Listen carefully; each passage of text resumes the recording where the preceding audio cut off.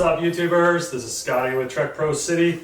Today we are checking out the Trek Madone SLR 9. This is a 2023 model, brand new frame for Trek this year. SLR 9 is their top end build. It comes in two options with the Dura-Ace components or the SRAM Red components. In this case, we're a Shimano shop. We love the Shimano products for their durability and smooth shifting. So we've got a Dura-Ace build here. Let's get down to it. What is this bike? This is Trek's super fast road racing machine. But you know, most people that are buying these just want a really cool bike. I mean, yeah, racers are gonna be on these, but let's be honest, we all wanna go fast and have fun out on the roads. This thing is a weapon of speed. We've already reviewed the SLR 7. Check out that video. If you want a more palatable price point, this is the top end price point. If you really want to know, it's $17,000 some $100. It's not cheap, but it is the best. Trek's OCLV 800 frame set, SLR is their top end. What have they done this year to make it cool? The main change is what everybody's talking about. We've got IsoFlow this year. Last year was ISO Speed. So what the concept back here is to allow the seat to flex and make the bike comfortable. But in this case with the IsoFlow, the airflow comes around and through the frame, which increases or decreases the wind resistance.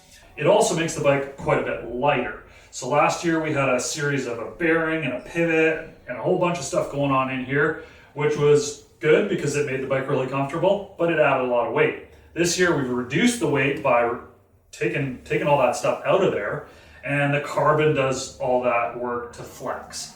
So all this talk about weight savings and aerodynamics, how much does this bike weigh? Just had it on the scale downstairs and it was 16 pounds and 1 ounce. That's a 56 centimeter frame. So still very compliant, still very comfortable, but now it's more aerodynamic and a lot lighter. Pretty legit for an aero road bike that's gonna go real fast.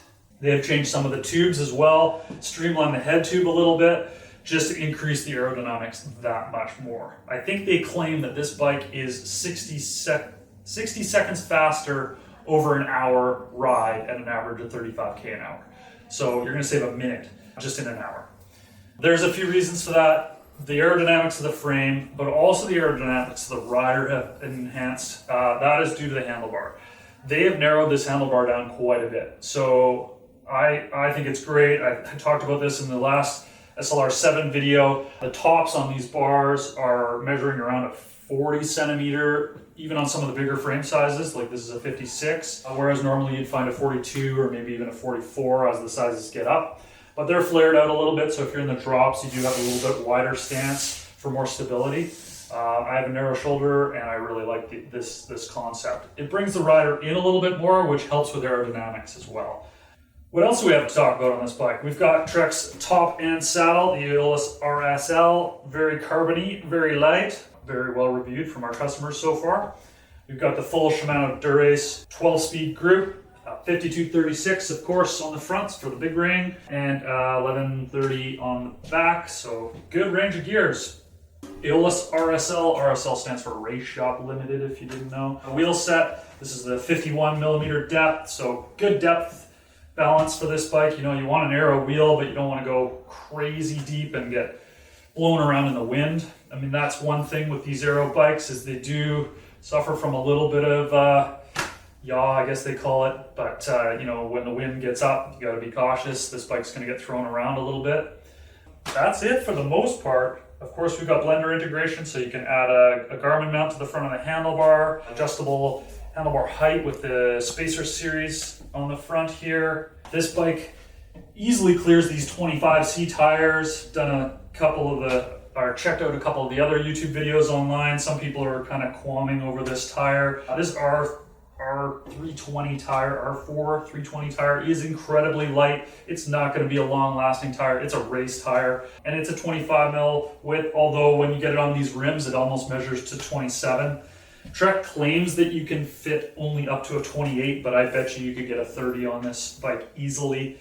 But if you're starting to push 30C tires on this bike, it might not be the right bike for you. You want to go fast, so maybe a 28 or stick with these 25s and just rip. Hope you like this video. Please let me know what you think. Come check these bikes out in the store if you're in Victoria or if you're traveling here. And don't forget to comment, subscribe, and help us out. Thanks for watching.